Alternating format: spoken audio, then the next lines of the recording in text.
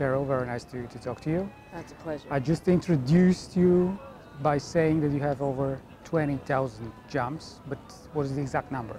Exact number is 20,872. So that's half of a lifetime, I Yes, guess. yes it is. So you do this for how many years? 45 years. I started when I was 17 years old. And some of it was professional and the rest of it's been where I paid for everything.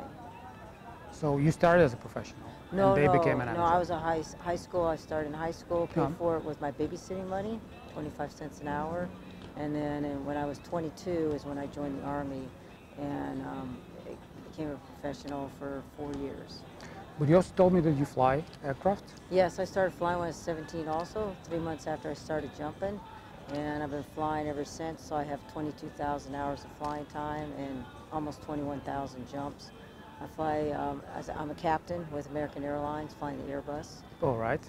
I've flown the Boeings, all the 75, 76, 73. So you still fly? I still fly.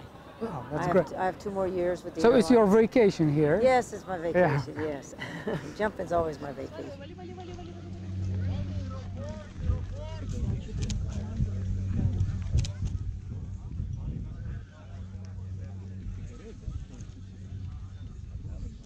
Skydiving. It started as a hobby, it started as a passion. Yes. How did it all go for you? Very well. I've been a 31-time national champion, 2-time world champion overall, 5-time world military champion, many first, seconds, thirds in the world, and 31 world records. So I've had a very successful career. You know, it gets harder and harder now. It's always hard to get to the top, but it's always harder to stay at the top. And now, I can imagine. Now flying full time, paying for everything, trying to find the time to train is very difficult. What is more difficult and what is more rewarding when you compare flying to skydiving? I always say it's mixing apples and oranges is impossible because the jumping part is all physical, mental in that respect. And the flying is also a lot of mental, and I'm dealing with people and environment around me and weather, but I'm still doing the same thing jumping-wise, but it's a total different machine, game. software, hardware, people, everything. I mean, it's like flying my canopies, like flying a glider. That's why I enjoy accuracy so much.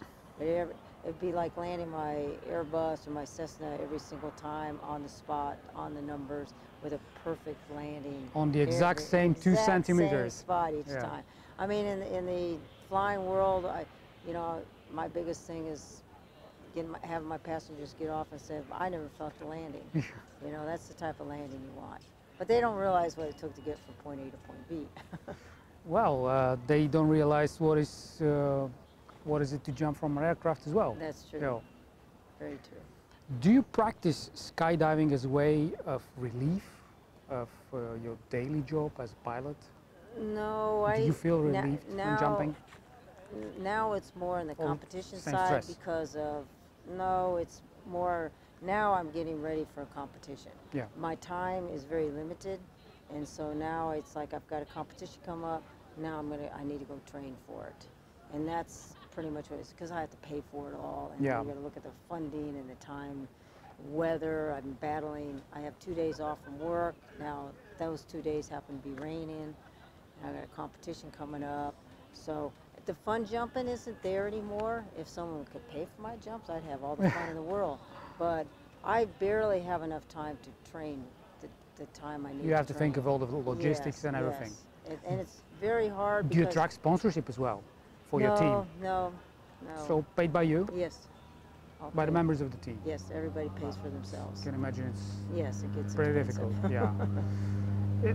It's much more expensive here in Bulgaria actually compared to the States because of lack of clubs and infrastructure and also support. Right. Well, that's the problem. On a governmental level. That's the problem in the States now. Everybody's doing head down, swooping, and all the drop zones. It's one pass, drop everybody out. That's where they make the money. Yeah. No one wants to do a single pass. If you want to do a low pass, you pay for a high price, and no one has the equipment.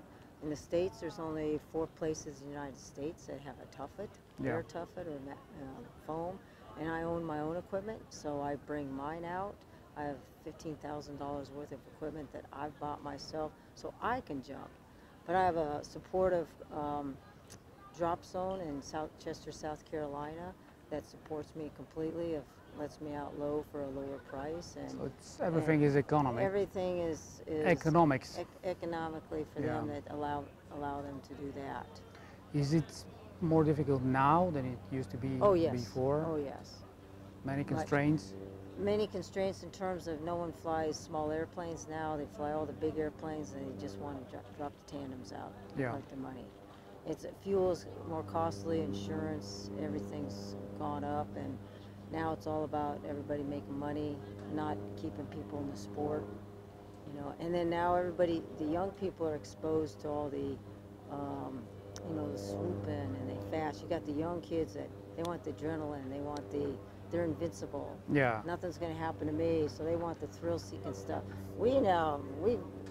Everybody here is old, per se, you know, in the 50s, 60s time, except but for at the same time, everybody who is organizing thinks about safety. Right. And of all those people. And we're all jumping bigger canopies for our bodies. We all jump onto air tuffets. These guys are just hammering in with a small little rig. They're killing themselves under a fully good inflated canopy because they turn wrong, misjudge, and put themselves in the ground. We avoid all that. We've spent all those years trying to avoid it. You know, we jumped with the round canopies. I jumped with the round canopies. The rounds are not as good as the squares. You land softer and square. So it's all about landing softer and softer for us and more accurate and more accurate. And these guys, it's a different world out there in the parachute of the other disciplines. Yeah, for you it's all about accuracy. For them it's all about showing off. Yes. So that's the difference. Speed and things like that.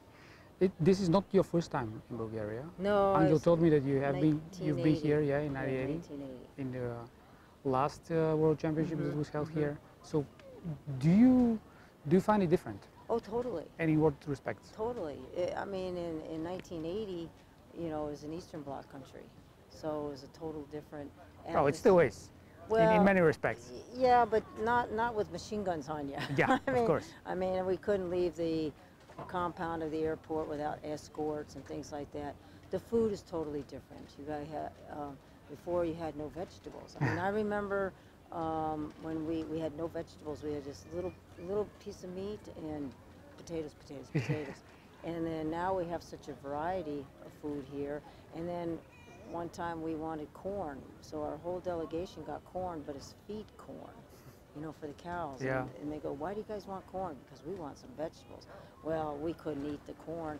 So you guys lack, but you know what? That's part of the country. That's what I enjoy about my travels is I don't expect the countries I go to be like my country or my customs. Of course, different people, different cultures. I adapt to their cultures, their food, and whatever they serve. If it's tomatoes every single day, I eat tomatoes every single day. Yeah. It's only for 2 weeks. You know?